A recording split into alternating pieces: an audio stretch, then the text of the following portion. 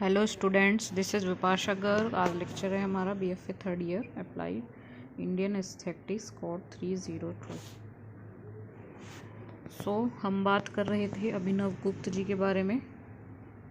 अभिनव गुप्त हमारा टॉपिक चल रहा था, तो इसमें हमें आज बात करते हैं अभिनव गुप्त के मुख्य विचार, अभिनव गुप्त का आविर्भाव, अभिनव गुप्त का महत्व। ठीक है, ये हमारे आज के टॉपिक हैं, इस पे हम डिस्कस करते हैं।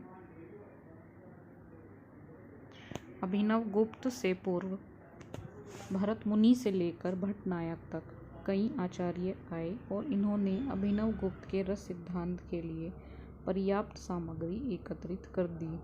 यानी अभिनव गुप्त से पूर्व यानी अभिनव गुप्त से पहले भरत मुनि से लेकर भट्ट नायक तक, यानी जो भरत मुनि से लेकर भट्ट नायक तक जो भी आचार्य ये सब आए थे, तो ये कहा है कि कई आचार्य आए और इन्होंने अभिनव गुप्त के रस सिद्धांत के लिए पर्याप्त सामग्री एकत्रित कर दी। यानी जितने भी ये पहले सब आचार्य आए थे, इन्होंने अभिनव गुप्त के लिए रस सिद्धांत के लिए पर्याप्त सामग्री एकत्रित कर दी थी। उनके लिए मतलब ईजी हो गया था।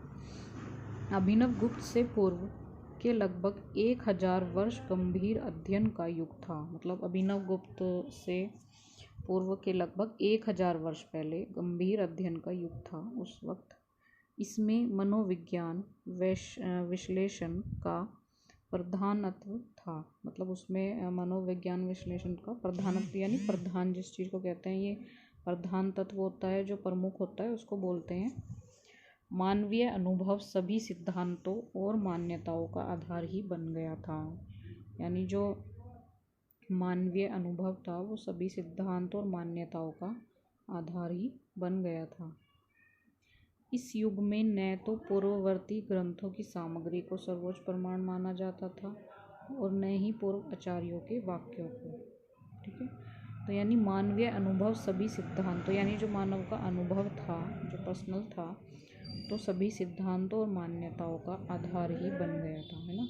तो सभी जो सिद्धांत थे और जो मान्यता थी उनका आधार ही बन गया था। इस युग में न तो पूर्ववर्ती ग्रंथों की सामग्री को सर्वोच्च प्रमाण माना जाता था, यानी इस युग में न तो केवल जो पूर्ववर्ती ग्रंथ थे उनकी सामग्री को सर्वोच्च प्रमाण माना जाता था और न ही जो पूर्व आचार्यों के वाक्य थे, यानी यहाँ तक कि युक्तिवाद और तर्क का स्थान भी उतना महत्वपूर्ण नहीं रह गया। यानी मतलब इन्होंने बताया कि जो पूर्व आचार्यों के वाक्य थे वो भी मतलब यहाँ तक कि युक्तिवाद और जो तर्क का स्थान भी उतना महत्वपूर्ण नहीं रह गया था और सभी नए सिद्धांतों की रचना का प्रमुख आधार मानवीय अनुभव हो गया था। मतलब जितने भी नए सिद्धांत थे उनकी रचना का जो प्रमुख आधार था वो भी केवल मानवीय अनुभव ही हो गया था। ठीक है, तो अभिनव गुप्त से पूर्व भरत मुनि से लेकर भट्ट नायक तक जितने भी आचार्य आए, उन्होंने भरत मुनि के रस सिद्धांत के लिए पर्याप्त सामग्री एकत्रित कर दी थी। अभिनव गुप्त से पहले 1000 वर्ष पहले गंभीर अध्ययन का युग था। इसमें मनोविज्ञान विश्लेषण का प्रधानत्व था। मानवीय अनुभव सभी सिद्धांतों और मान्यताओं का आधार ही बन गया था। मतलब जित मानवीय अनुभव जो था वो सभी सिद्धांतों और मान्यताओं का आधार बन गया था।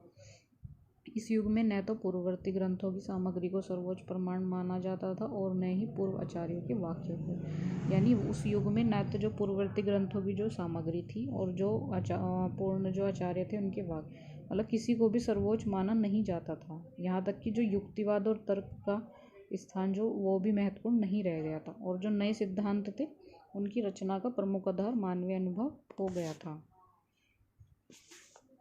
अभिनव गुप्त ने स्वयं अपने 3 प्रधान ग्रंथों, यानी उनके स्वयं के जो 3 प्रधान ग्रंथ थे वो थे ईश्वर प्रत्यभिज्ञा विमर्शिनी, दूसरा अभिनव भारतीयों और ध्वन्यालोक लोचन को प्रस्तावनाओं में इन आचार्यों का उल्लेख किया, है ना।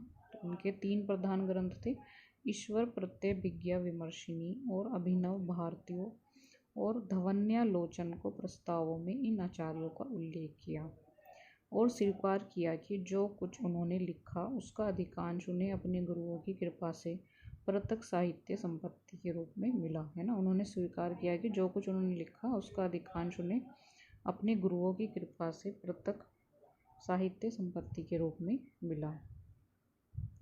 तो अभिनव गुप्त ने उनके जो 3 प्रधान ग्रंथ थे कौन कौन से, ईश्वर प्रत्यभिज्ञ विमर्शिनी और अभिनव भारतीयों, है ना। पहला ईश्वर प्रत्यभिज्ञ विमर्शिनी और दूसरा अभिनव भारतीयों। तीसरा ध्वन्यालोक लोचन को प्रस्तावनों में इन आचार्यों का उन्होंने उल्लेख किया और स्वीकार किया जो कुछ उन्होंने लिखा उसका अधिकांश उन्हें अपने गुरुओं की कृपा से प्रत्यक्ष साहित्य संपत्ति के रूप में मिला। नेक्स्ट है अभिनव गुप्त का आविर्भाव। साहित्य के इतिहास के एक समृद्ध युग में अभिनव गुप्त का आविर्भाव हुआ। यानी साहित्य के इतिहास के एक समृद्ध युग में अभिनव गुप्त का आविर्भाव हुआ। उनमें काव्य और दर्शन की प्रतिभाओं का दुर्लभ मिश्रण था। उनमें काव्य और दर्शन की प्रतिभाओं का दुर्लभ मिश्रण था। यानी जो साहित्य के इतिहास के एक समृद्ध युग में जो अभिनव गुप्त का आविर्भाव हुआ था उनमें काव्य और दर्शन की प्रतिभाओं का दुर्लभ मिश्रण था। उनका जीवन शास्त्रों के अध्ययन और व्याख्यान को समर्पित था। इनका जो जीवन था वो शास्त्रों के अध्ययन और व्याख्यान को समर्पित था। इसके अतिरिक्त उनका कोई और लक्ष्य नहीं था। वे दर्शन शास्त्र, तंत्र शास्त्र और काव्य लक्षण शास्त्र के विशेषज्ञ थे। मतलब ये विशेषज्ञ किसके थे? दर्शन शास्त्र के, तंत्र शास्त्र और काव्य लक्षण शास्त्र के। यानी जो हमारे शास्त्र हैं दर्शन शास्त्र, तंत्र शास्त्र और काव्य लक्षण शास्त्र, इनके ये विशेषज्ञ थे, है ना। तो साहित्य के इतिहास में एक समृद्ध युग में अभिनव गुप्त का आविर्भाव हुआ। उनमें काव्य और दर्शन की प्रतिभाओं का दुर्लभ मिश्रण था। यानी जो काव्य है हमारे और जो दर्शन की जो प्रतिभाएं हैं उनका दुर्लभ मिश्रण था। उनका जीवन शास्त्रों के अध्ययन और व्याख्यान को समर्पित था। इनका जो जीवन था वो शास्त्रों के अध्ययन और व्याख्यान को समर्पित था। इसके अतिरिक्त उनका कोई अन्य लक्ष्य नहीं था। मतलब इसके अतिरिक्त उनका कोई भी अन्य लक्ष्य नहीं था।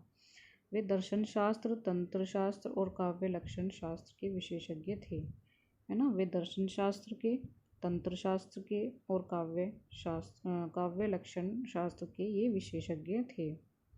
इन्होंने रस सिद्धांत की समस्याओं का समाधान करने के लिए नए दृष्टिकोण तथा नई साधन विधि अपनाई और अपने सिद्धांत की रचना में इनका उपयोग पूर्ण विश्वास और क्षमता के साथ किया, है ना। इन्होंने रस सिद्धांत की समस्याओं का समाधान करने के लिए नए दृष्टिकोण तथा नई साधन विधि अपनाई, है ना। जो रस सिद्धांत की समस्या थी उनका समाधान करने के लिए नए दृष्टिकोण तथा नई साधन विधि अपनाई और अपने सिद्धांत की रचना में इनका उपयोग पूर्ण विश्वास और क्षमता के साथ किया, है ना। और जो इनके सिद्धांत की रचना थी उसमें इनका उपयोग पूर्ण विश्वास और क्षमता के साथ इन्होंने किया था। भारतीय सौंदर्य शास्त्र की स्थापना में यदि कोई एक नाम को लिया जाए तो वह अभिनव गुप्त है। यानी जो हमारा भारतीय सौंदर्य शास्त्र है उसकी स्थापना में यदि कोई एक नाम लिया जाए तो वह अभिनव गुप्त है। यानी इसकी स्थापना किसने की है? अभिनव गुप्त ने। उनके बाद के विद्वान रस शास्त्रियों ने उनके विचार का अनुमोदन ही किया। मतलब उनके बाद जो विद्वान थे रस शास्त्रीय उन्होंने उनके विचारों का अनुमोदन ही किया। केवल महीम भट्ट और पंडित राज जगन्नाथ को छोड़कर किसी भी पश्चिम सौंदर्य चिंतक से उनकी तुलना करने पर उनका पलड़ा ही भारी रहता है। यानी जो महीम भट्ट हैं और पंडित राज जो जगन्नाथ हैं इनको छोड़कर किसी भी पश्चिमी सौंदर्य चिंतक से उनकी तुलना करने पर उनका पलड़ा ही भारी रहता है। यानी इन दोनों को छोड़कर जो महीम भट्ट हैं और जो पंडित राज जगन्नाथ है इनको छोड़कर अब अगर किसी भी जो पश्चिमी जो आपके वेस्टर्न जो सौंदर्य चिंतक हैं तो इससे अगर उनकी तुलना करते हैं तो पलड़ा भारी उन्हीं का रहता है। इसमें ये ठीक है। तो महीम भट्ट और पंडित राज को छोड़कर अगर कोई भी सौंदर्य चिंतक से तुलना करें तो पलड़ा भारी इन्हीं का रहता है। ठीक है। और इसकी भारतीय सौंदर्य शास्त्र की स्थापना करने में कोई नाम लिया जाए तो वो कौन सा है? अभिनव गुप्त। अभिनव गुप्त बहुविज्ञान चिंतक हुए। उनके लिखे 45 ग्रंथ अब तक उपलब्ध हैं। मतलब जो अभिनव गुप्त हैं वो बहुविज्ञान चिंतक हुए थे और इन्होंने 45 ग्रंथ लिखे थे, वे अब तक उपलब्ध भी हैं। उनके चिंतन के मूल विषय तत्व मीमांसा यानी मेटा भौतिकी और सौंदर्य दर्शन सौंदर्य शास्त्र ही रहे। इनके चिंतन के मूल विषय तत्व मीमांसा यानी मेटा भौतिकी और सौंदर्य शास्त्र यानी सौंदर्य शास्त्र ही रहे, दर्शन। इनमें पुराने विचारों की विवेचना के साथ नए विचार भी दिए गए। मतलब इनमें जो पुराने विचार थे उसकी विवेचना के साथ नए विचार भी दिए गए हैं। वे स्वयं किसी भी विशिष्ट मत के अनुयायी नहीं थे, फिर भी उनके दृष्टिकोण की शैव से समानता रही। यानी मतलब स्वयं वे किसी भी जो मत होते हैं उसके अनुयायी नहीं थे, पर इनका जो दृष्टिकोण था वो शैव मत की समानता रही है। तो आप सब लोग ये अच्छे से रीड कर लें। किसी को कोई दिक्कत हो तो जूम मीटिंग में डिस्कस कर लेंगे, मुझे बता देना आप।